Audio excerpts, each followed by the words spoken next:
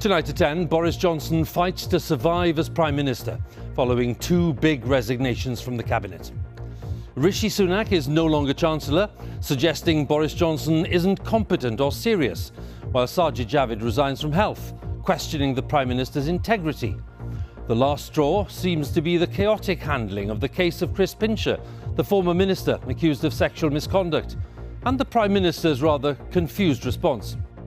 My recollection is that there was one complaint that was raised with me specifically. There was other rumour and innuendo, but there was one particular thing that was raised and that was which you'd forgotten about. And well, it was a long time ago. The Cabinet, which met this morning, is now changed in significant ways as Boris Johnson fights to stay on.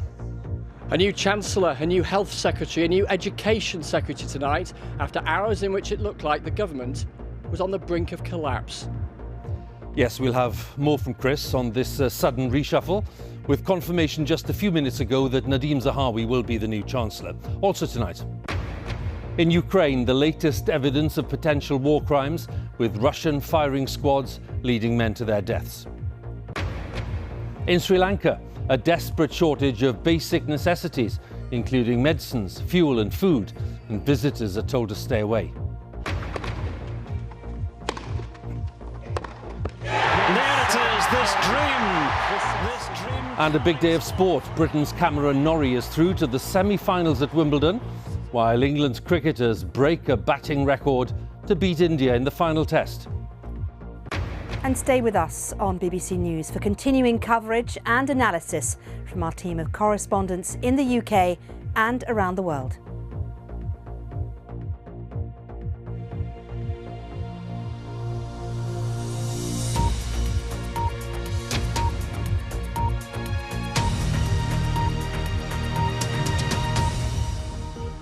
Welcome to BBC News at 10. The Prime Minister's authority has been dealt a huge blow with the sudden resignations of two senior ministers, the Chancellor of the Exchequer and the Health Secretary.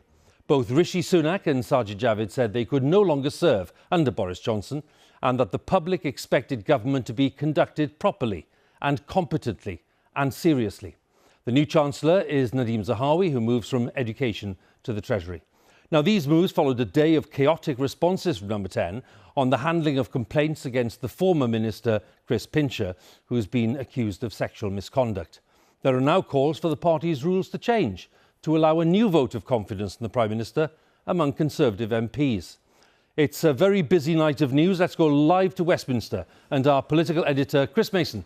Huw, an emergency reshuffle this evening completed in just the last 15 minutes. A bodged together new cabinet from Boris Johnson on an evening of huge jeopardy for him. At no point in his premiership has he looked as vulnerable as he did this evening. Those two big resignations at tea time forcing this reshuffle upon him, and the appointment in just the last couple of minutes, as we've been reporting, of Nadhim Zahawi as the new Chancellor of the Exchequer, Steve Barclay as the new Health Secretary for England, Michelle Donnellan, the new Education Secretary for England, on an extraordinary day at Westminster. Are we good? Yeah. Not according to the man on the right. Sitting next to the Prime Minister this morning, the then Chancellor, Rishi Sunak. A penny for his thoughts. We didn't need to wait long. In a letter to Boris Johnson this evening, Mr Sunak said the public rightly expect government to be conducted properly, competently and seriously. I believe these standards are worth fighting for, and that is why I'm resigning. You heard that right. The man who was Chancellor until tea time saying the government is none of these things. And he went further. Policy too. It's become clear to me that our approaches are fundamentally too different. We cannot continue like this. Moments earlier, the Health Secretary Sajid Javid had also walked. Good evening. I'm just going to go and spend some time with my family. Thank you for coming. He left his resignation letter to do the talking, writing, "The British people rightly expect integrity from their government. We may not always have been popular, but we have been competent. Sadly, the public are concluding we are now neither. It is clear to me that this situation will not change under your leadership. Well, let me ask you, No word from the Prime Minister tonight, but there is still fulsome praise to be found from some. Well, I am fully supportive of the Prime Minister. I think that he is the right man for the job. He has a very significant mandate from the British people. He won a majority of 80 only just over 2.5 years ago. And these sort of squabbles happen in politics, but the best politicians carry on calmly. So how did we get here? Let's rewind to this morning and that cabinet meeting. Just look at their faces. They've just heard what you're about to hear. The former top civil servant at the Foreign Office saying Downing Street hadn't been telling the truth. They need to come clean.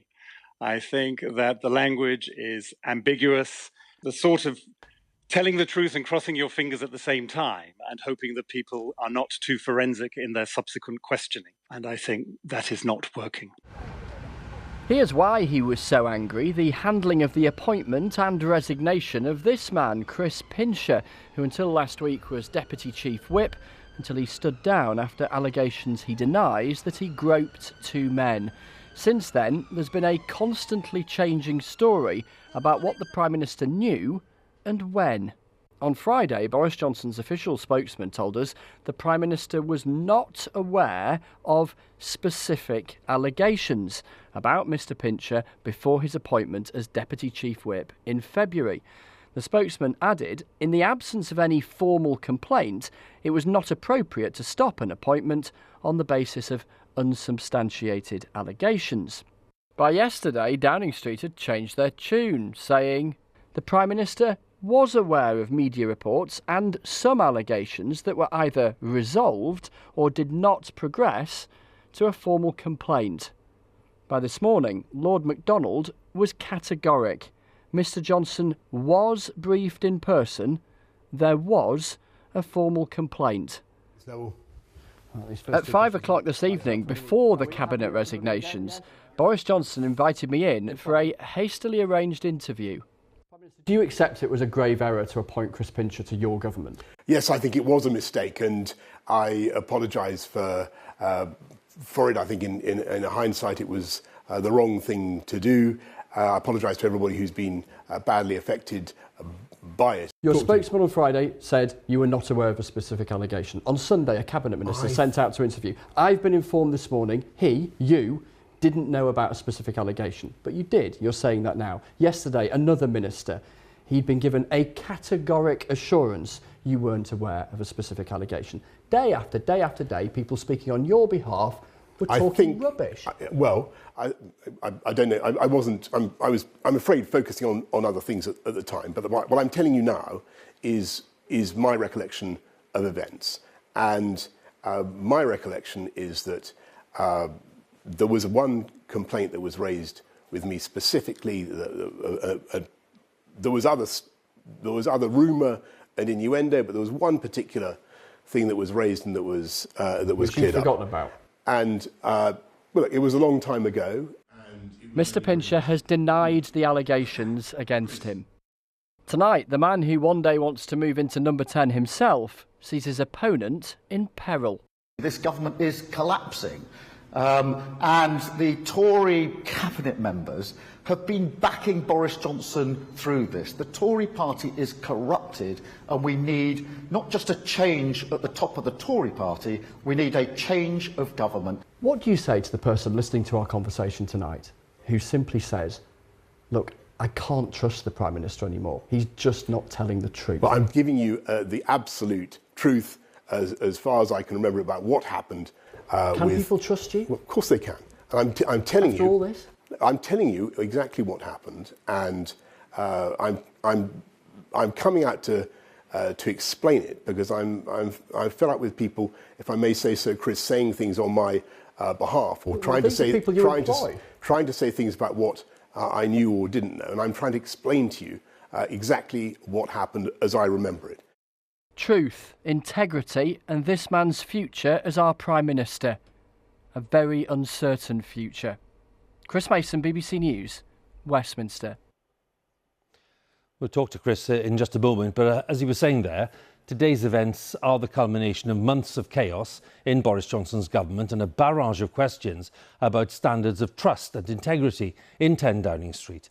The Prime Minister's handling of the Partygate scandal and the criticism of his leadership in an official report, all of that has caused deep unease among Conservative MPs and a corresponding drop in Mr Johnson's ratings as Prime Minister.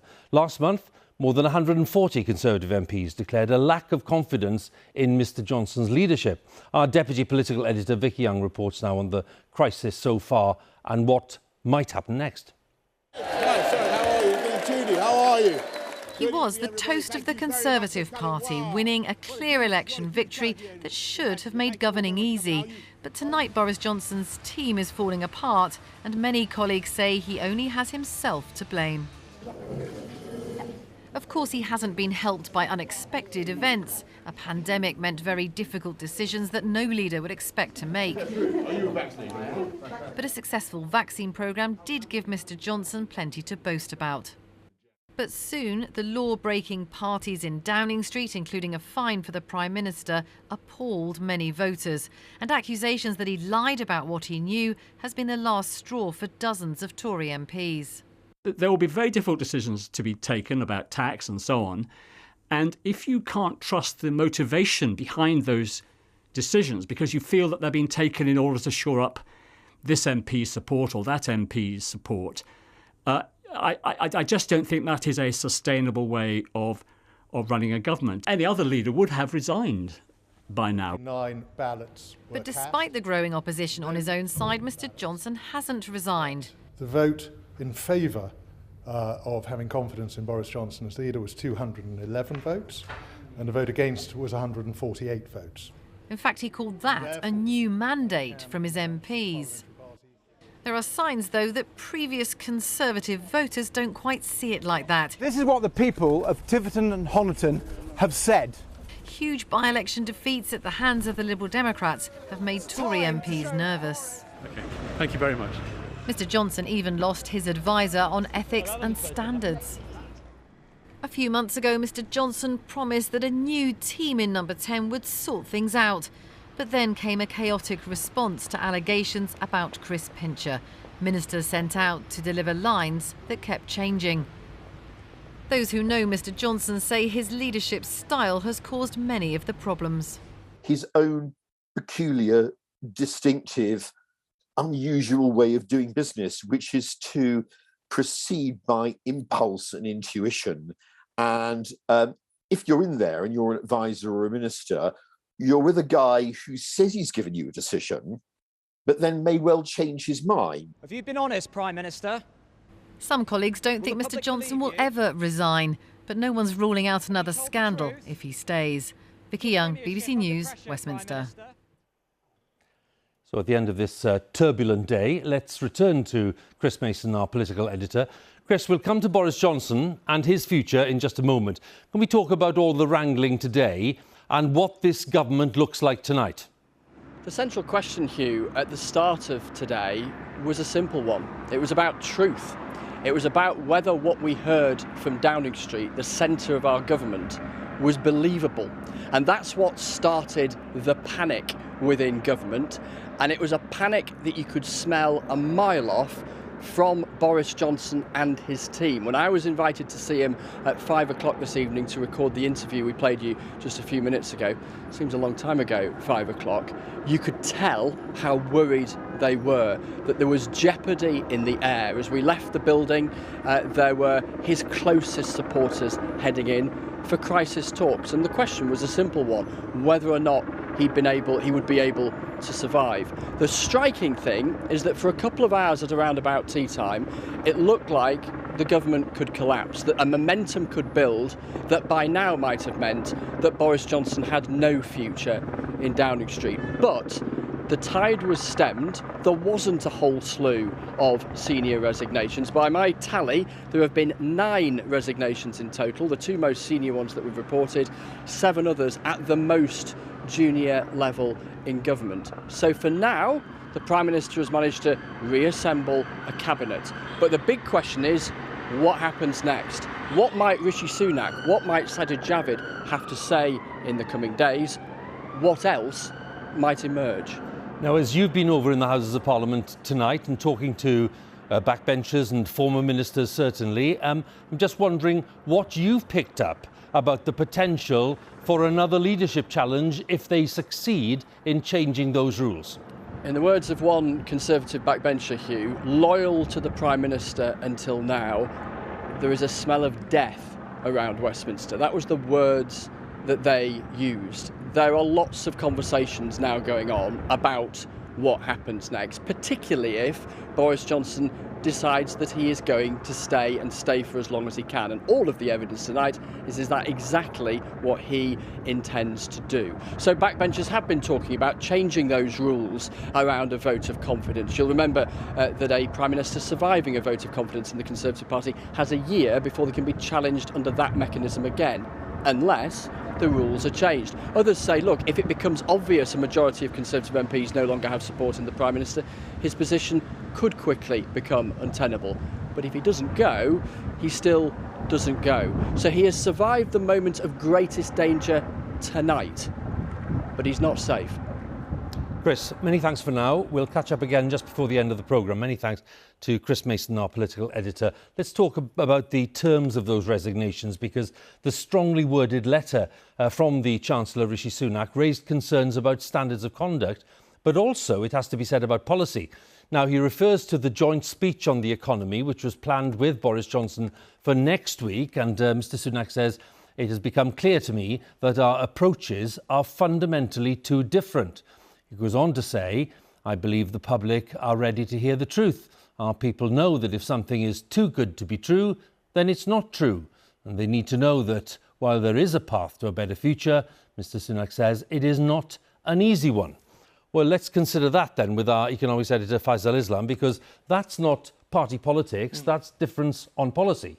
And it really matters, well beyond the Downing Street circus that we've been talking about, because of the backdrop of a massive household financial crisis in terms of the cost of living. And of course, Rishi Sunak, the Chancellor, was central to those solutions. As you just said, there was a planned economic speech between the Prime Minister and Chancellor next week. And now what will the strategy be with a new Chancellor, Nadhim Zahawi? Because Rishi Sunak pointed pretty clearly towards the idea that Number 10 was pressurising the Treasury, if you like, to make the terms of this cost of living crisis a bit easier for households, to spend more, tax less, ultimately borrow more. That's how I read that letter. And the question is if Rishi Sunak's approach was fundamentally too different to the Prime Minister. It does suggest that Nadhim Zahawi has agreed to be Chancellor, that his approach isn't too different. And there may be a change. And so we're hearing talk about potential tax cuts, whether that's a VAT cut, whether that's a rolling back of some of the planned tax rises that we've heard about, corporation tax. There are very big decisions and trade-offs to be made because of this economic situation that we're in. And that relationship between Number 10 and Number 11 is absolutely vital. How much has it changed tonight as a result of Rishi Sunak going and Nadhim Zahawi arriving? That is the question. OK, Faisal, many thanks again. Faisal Islam there, our economics editor. A quick reminder, more updates, plenty of news, analysis from Faisal and other colleagues on BBC News Online. That's bbc.co.uk/news and by using the BBC News app.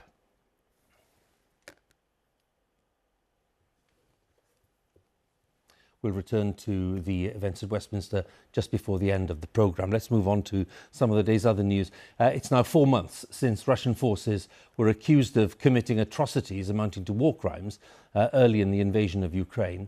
Back in early March, 8 unarmed men were shot dead in a mass execution in the suburb of Bucha, which is outside Kyiv, and they were among an estimated 1,000 people who died during the month-long Russian occupation in that region. But one man, who was believed by the Russians to be dead, did manage to escape what's become known as the massacre on Yablunska Street. Our special correspondent, Fergal Keane, has been to meet him. There are some distressing details in the report. In Ukrainian, it means the place of the apple trees, Yablunska. To the world, it's become synonymous with cruelty. It happened here at 144 Yablunska Street, a nondescript office building, but a crime that defined a new age of atrocity in Europe. This is the story of families shattered by a massacre. and of a man meant to be dead, but who lived to bear witness. It begins in the opening days of the war, when men on Jablonska Street joined the territorial defence. There were fathers, sons, brothers, neighbours. Anatoly Prohichko joined up to protect his home and family. Я просто почала його тепло вдягати. На той час я зрозуміла, що я його I just started getting warm clothes for him. At that time, I felt there was nothing I could say to stop Це him. я роблю для тебе, для донечок. But by March 4th, the Russians were combing Bucha, searching for men of the territorial defence. Anatoly and 8 others were by now hiding here at 31 Jablonska Street.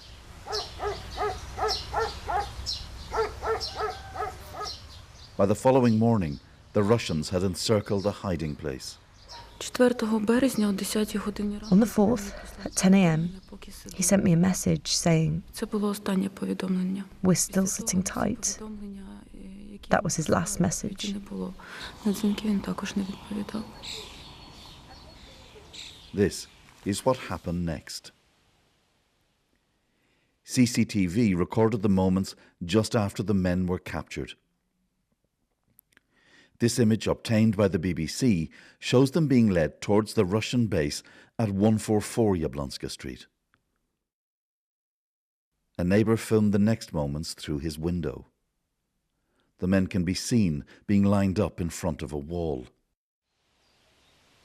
Lucy Moskalenko was a witness and was disturbed by the words of a Russian officer. He told us, don't look at those people lying on the ground. They are not humans. They are absolute dirt.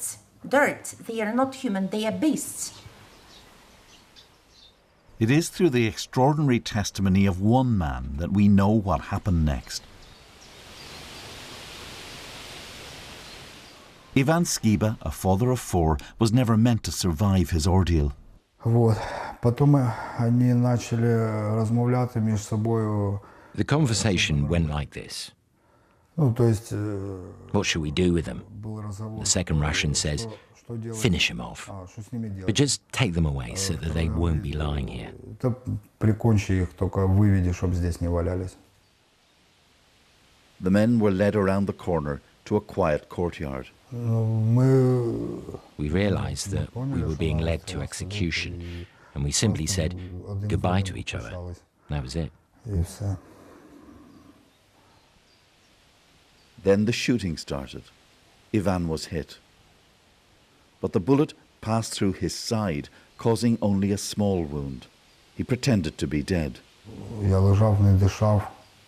I was lying there, not breathing. It was cold outside. Breath was steaming up from my mouth, so I didn't breathe. Вистріла в себе. I didn't move. And at the same time, I was expecting a shot. That was the most terrifying thing. І розмови там, що вчені анекдоти розказували друг другу. They were telling jokes to each other. That is, they were in a jolly good mood. Їм було весело. Ivan lay among the dead until the soldiers eventually left. He dragged himself over a fence and escaped. But the dead are close in memory for this haunted survivor and for their families.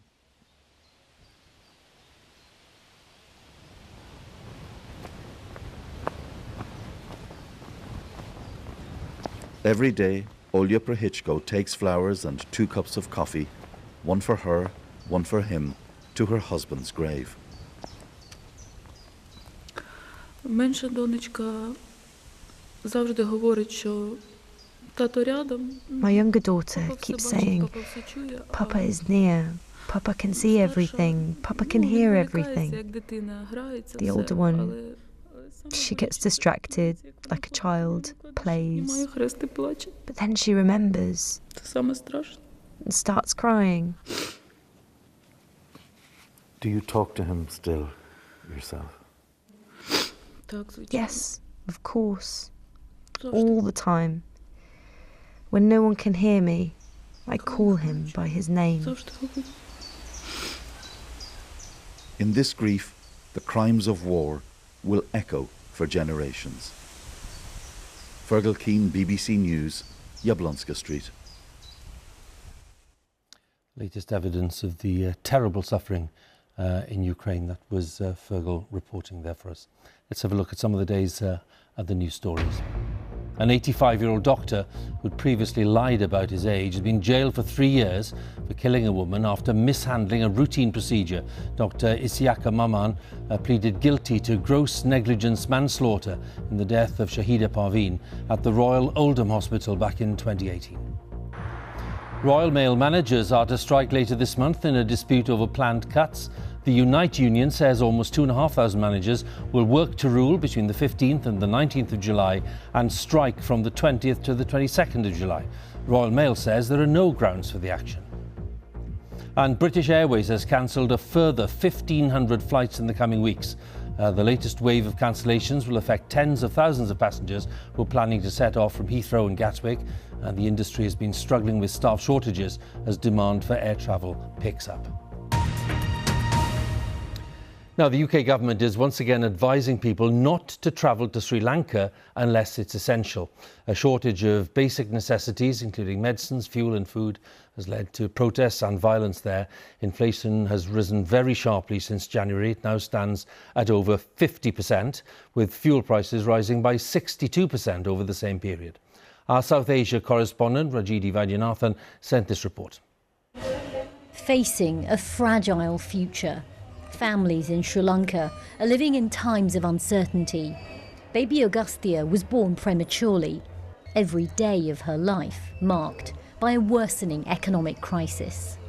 We couldn't afford normal food when I was pregnant. I couldn't even buy medicines. Hospitals across Sri Lanka are running out of medicines and equipment to treat patients. Foreign currency to pay for essential imports is running low. You don't know how many times we cried actually, right? Because we were very upset, and we were very upset to see that some important medicines were lacking, and because of that the patient's life was in danger. We need more and more donations, and we are completely dependent on donations as for now. It's not just medicines they're desperately in need of, but food. As this economic crisis continues to bite, they're turning to handouts. This community kitchen started just a month ago. Now it's serving hundreds. For many, it's the only meal they'll eat all day. We are here because we are hungry. I'm trying to feed my children. My husband is a laborer. We cannot afford to live on his small salary. Food prices went up by 80% in June. Basic fruit and veg is becoming a luxury. Normally, a market like this in Colombo would be packed on a weekend afternoon. But traders here say that people can't afford the fuel to get here, nor can they afford the prices once they arrive.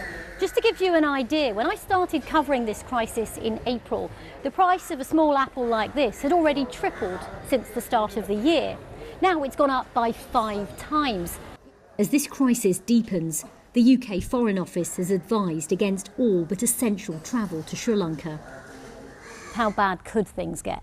We're trying to avoid a humanitarian crisis. We're not yet at children dying, which is good, but we need to get the support very urgently to avoid that. Colombo's mayor says the capital could run out of food by September. It seems the worst is yet to come. Rajini Vaidyanathan, BBC News, Sri Lanka. To Australia then, around 50,000 people have been told to leave their homes in the largest city, Sydney, as river levels continue to rise following days of torrential rain there. Parts of the city have received about 8 months of rain in just 4 days. Roads have been cut off, many buildings are underwater, and thousands have been left without power. Our correspondent Shaima Khalil has sent us this report. In some parts of Windsor, roads have turned into small rivers. A once-in-a-century weather event has now happened twice just this year. Melissa and her family have been without power for nearly 24 hours. Now they've been told to evacuate. This time, because the water's over the road now, yeah, I'm a little bit worried, but yeah. And as soon as the power got cut off yesterday as well, that was, yeah, had to go because we had no power. Some residents in this neighborhood have been rescued by the emergency services and others have evacuated. Some are waiting in their homes, praying that they don't get stuck and that the water doesn't rise even further. The thing you keep hearing time and time again is how exhausting it's all been for them. One local told me that facing one catastrophic flood is hard enough, but having to deal with 3 or 4 in less than 2 years is just devastating. Linda has been helping people here for years. She herself has had to evacuate the night before and tells me she's never seen floods this bad. The community is still recovering from the last flood and the one before. Actually, some people are still recovering from the fires. We're just all in shock and everybody is traumatised. The wet weather has been relentless, and with many roads cut off, authorities have urged people to heed evacuation warnings. Experts say the flooding emergency has been worsened by climate change and a La Niña weather phenomenon. It'll take months, if not years, for communities here to rebuild. And in the back of everyone's mind is the fear of when they'll have to go through this again. Shaima Khalil, BBC News, Sydney. A 7th person has died following a mass shooting at a 4th of July parade near Chicago. Police say that the suspect, Robert Cremel III, planned the attack for weeks. The 21-year-old had legally bought the high-powered rifle that he used in the shooting in Highland Park, which also injured more than 30 people. Let's have some sports news then, because Britain's Cameron Norrie is through to the semi-finals of Wimbledon after fighting back in a memorable 5-set thriller, which left the home fans celebrating, and he will now face Novak Djokovic. Our correspondent Joe Wilson was watching the play. This can only happen at Wimbledon. It is a wave, but very few ever ride it. Cameron Norrie looked nervous before his quarter-final. By his own admission, he began badly. He was 2-1 down against David Goffin, highly experienced Belgian. But stay with me, Norrie urged number 1 court. Only he could produce the shots to take the 4th set. Norrie's won tournaments before, normal tournaments, climbed the world rankings in normal circumstances. This was not normal. And another one. This was the 5th set. And he broke the Goffin serve. Norrie's stamina and composure got him here. To 7-5. You've done it. Really. Cameron Norrie has collected influences and experiences from around the world. Here was Mum from Wales, Dad from Scotland, and now everyone knows his name. It wasn't going my way from the beginning and wasn't feeling good and feeling the ball, and that was all credit to David. He was moving me, playing really good, and I couldn't find my game, and then thanks to you guys. Reserved by nature, maybe, but he's growing into all of this.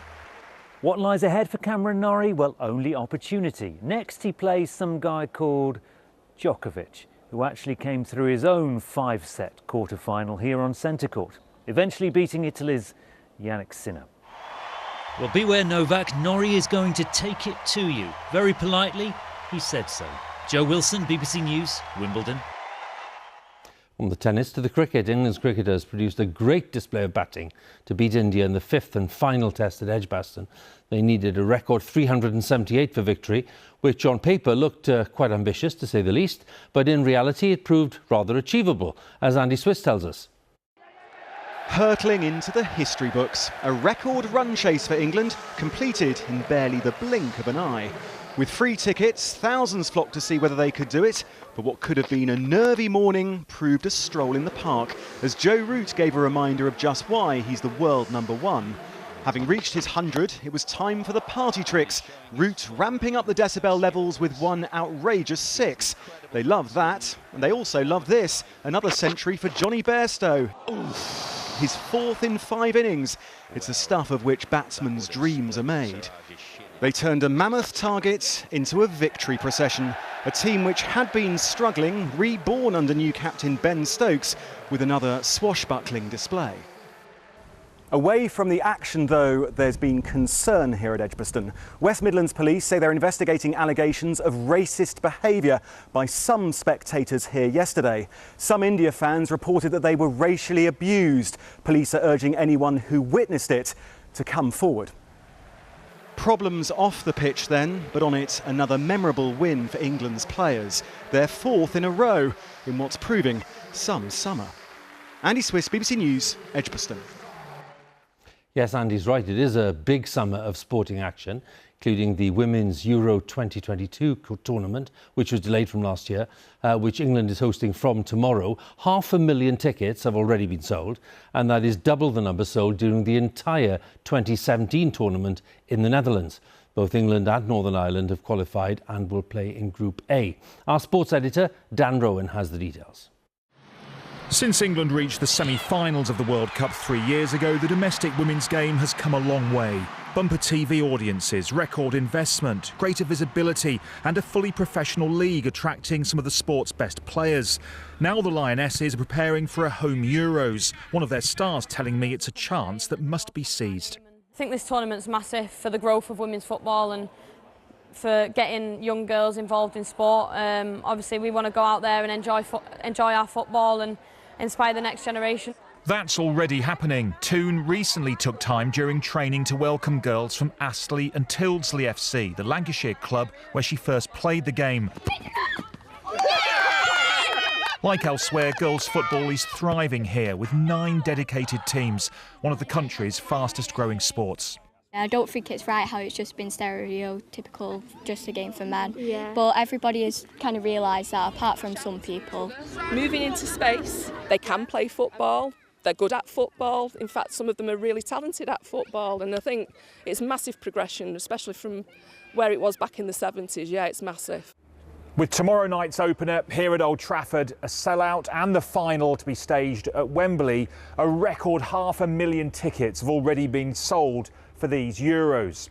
There have been suggestions that the choice of some of the 8 other venues could have been more ambitious, however, and there's a real sense that this tournament now needs to translate into bigger attendances in the domestic game.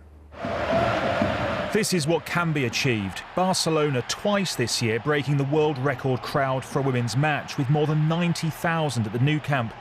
In England, average Women's Super League attendances fell to below 2,000 last season. The FA say they want this to triple by 2024. The audiences in terms of television viewing are fantastic. Audiences in terms of people coming through the gate, not what we want them to be. This will turbocharge everything for us, right from grassroots through to the professional game. On the right there is Sheila Parker, the captain of the England team. With an FA ban on women's football lasting until the 70s, Sheila Parker became the national team's first ever captain. 50 years on, she told me just how much it means to see the current crop enjoy the acceptance her generation never experienced. I'm really pleased for them, delighted that they've got that far. And if England managed to win this? I'll be skipping around the living room. Don't rule it out. Serena Wiegmann's England side are among the favourites, drawn in a group that includes Northern Ireland. This a chance to take the game to a new level. Dan Rowan, BBC News. Well, let's have some more then on today's rather turbulent events at Westminster. Now, our correspondent Danny Savage has been in the Conservative seat of Harrogate today, finding out how the crisis at number 10, the resignations of the Chancellor and the Health Secretary, have been received by local people. So let's join Danny for more details right now. Yeah, Huw, it's sometimes said that the British public are a bit apathetic when it comes to politics. Well, they certainly aren't tonight. Everybody I've spoken to has a view or an opinion on what's going on. And yes, they are talking about the resignations, but the conversation quickly moves on into what this all means for Boris Johnson. After today's political events, you might fancy a drink. At this beer club in Harrogate tonight, they were fully aware of what's happened. This is a town with a Tory MP, where neighbour Rishi Sunak's resignation has surprised some. Do you think this damages the Prime Minister, or do you think he will carry on? I think inevitably it will have a knock-on effect. But I think that the Prime Minister, I personally think he's been doing a great job in the face of adversity with everything that's gone on. Boris Johnson still has your support tonight as a voter? Absolutely, 100%. What do you think of Boris Johnson? Is he a man who enjoyed your support in the past, and would he still do so going forward? I think what he's done has been great, and I think he's a great personality, and I think that I would rather it was him than anyone else previously going through what we've been through. But I think that as much as I like him, is he still fit? And I don't know whether or not he is. But other people think it's last orders for Boris Johnson. Well, I think he should resign. I mean, he just lives in cuckoo land. He doesn't understand that the common working person that earns for a living can't trust him anymore. You can't use the pandemic, you can't use Ukraine, you cannot keep making excuses and using other political areas as an excuse for appalling bad behaviour. Round the corner in the little ale house, again everyone was fully engaged with what's going on in Westminster. Even if I include all the miners' strikes and the Thatcher era, I can't remember the country being in a worse state than it is now. Catastrophe to disaster, and he's lurched from one to the other. His position is completely untenable, but has been for months. But look at the man in the red jumper on the next table. He was having none of it. I feel for Boris, I really do. And I think he's been incredibly unlucky. I think he's had some of the hardest things that anybody could ever have to deal with in terms of the COVID situation and Ukraine. So is your glass half empty or half full? Don't assume support for Boris Johnson is evaporating. Danny Savage, BBC News, Harrogate. Well, from Harrogate there, and Danny, let's go to Westminster and our political editor, Chris Mason, for a last word. No shortage of Conservative MPs today, Chris, saying time's up for Boris Johnson. They've been saying it consistently. And yet, as you've been underlining, this is not a Prime Minister who's about to just throw in the towel. He isn't. He is defiant and determined this evening, Huw. They are reconciled in Downing Street to more resignations tomorrow, probably not from the Cabinet, but from the next rung down within the government. They are concerned. They were nervous, very nervous a little earlier on, in those couple of hours after the resignation of those two Cabinet ministers, when plenty here were wondering what might happen next. He, the Prime Minister, was asking that exact question himself. He was not in control of events. He was ringing the remainder of his cabinet to work out whether he would survive. No further cabinet resignations, and so tonight he is defiant. And if you're watching us tonight in Harrogate or elsewhere, and you're one of the 13.9 million people who voted Conservative at the last election, you might be asking, why are that lot in Westminster toying with trying to eject a Prime Minister that the country elected? That is the line of argument you're going to hear from Boris Johnson and others in the coming days, that their mandate lies with the people, not with the anguish and anger, and there's bucket loads of both, among Conservative MPs here. So tonight, for now, the Prime Minister survives. But today is today and tomorrow is tomorrow. And what might we hear from Rishi Sunak, the former Chancellor, or Sajid Javid, the former Health Secretary, or indeed any others? Boris Johnson remains vulnerable, and he knows that tonight. Chris, we'll talk again tomorrow. Thank you very much, Chris Mason, our political editor. The time is 10:43, a little later than usual because of all the events at Westminster. And Susan's with me with the weather today. Hi, Susan. Good evening, Huw. Last night, just 4 degrees in Suffolk through the small hours. It is the first week of July. But we do have warmer weather on the way through the course of this week for the evenings, the nights and the days. Where are we going to get it from? This big area of high pressure building in from the southwest. Now, air travels in a clockwise direction around the high. And if you look, it's pulling all the way from the Azores, coming around this pipeline up to the UK, spilling in behind this warm weather front and pushing its way into the UK overnight tonight. So a milder night ahead. Some pretty wet weather to come through the small hours across Scotland, and rain will linger on into Wednesday across western Scotland. But our temperatures look very different to the figures we saw last night, in double figures widely across the UK, more typical for this time of year. Wednesday, perhaps dawning with quite a bit of cloud initially, but southern and eastern England will brighten very quickly, sunshine spreading to Wales. We always keep more cloud to the north of the UK, though windy for Scotland, gusting up to 45 miles per hour, perhaps in the east. But here at least some sunshine. In the west, more cloud and it stays somewhat cooler. But elsewhere, you can see the temperatures just nudging up a little. We're pushing towards the mid-20s, warmer than at the start of the week. Thursday, the winds fall lighter. For Scotland, we'll get a bit of a northerly down the North Sea. That'll drop the temperature a little bit in Norwich, but elsewhere, the temperatures are tending to nudge up across England and Wales as we see more sunshine and we sit in that milder air. For Scotland and Northern Ireland, though, the presence of cloud, mist and murk across the hills and around the coasts will cap the temperatures for the end of the week at around the 18 to 20 degree mark. But that is milder than the start of the week, and that is around average for this time of year. But it's further south that actually we're looking at the temperatures pushing up quite significantly, particularly as we get to the weekend. And I think for central and eastern England, we could get close to 30 degrees somewhere on Sunday. Huw. I don't want to be around for that, Susan. No, it's not. Thank you very much. Thanks, Susan. Good night to you. Well, that's BBC News at 10 on a rather busy 5th of July. More analysis, plenty of it, of the day's stories. Of course, on Newsnight, which is right on air. They've been on air for 15 minutes now on BBC Two with Kirsty and Andrew Mitchell there, the former Chief Whip, talking to Kirsty at the moment. And of course, right across the nations and regions, we have our colleagues waiting patiently, I have to say, to bring you the news where you are. So from all of us, thanks for watching and good night.